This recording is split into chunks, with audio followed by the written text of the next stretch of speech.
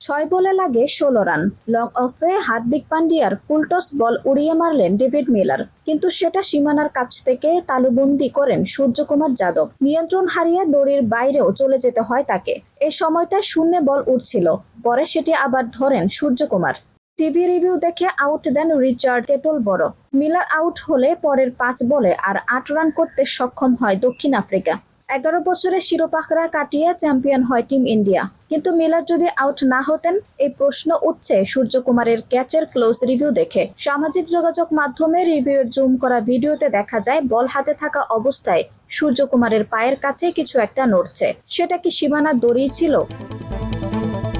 Ben Curtis নামে একজন লিখেছেন, এটা নিশ্চিত একবারের বেশি দেখা উচিত। এমনই বলছি, বাউন্ডারির দড়ি মনে হচ্ছে সরে গিয়েছিল।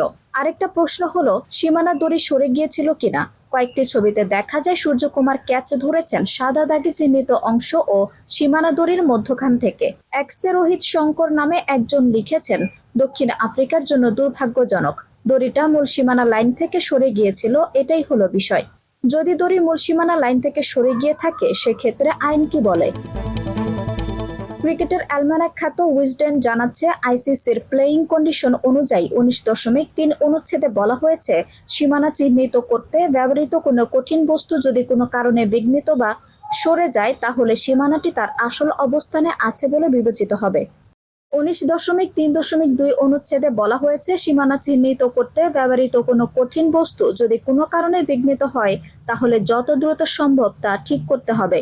খেলা চলতে থাকলে বল ডেড হওয়া মাত্রই এই কাজ করতে হবে।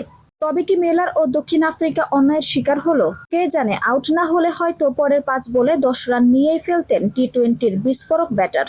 মিলারের পক্ষে এমন কাজ কি অসম্ভব? আঞ্জুম হক আরবি, টাইম নিউজ ডেস্ক।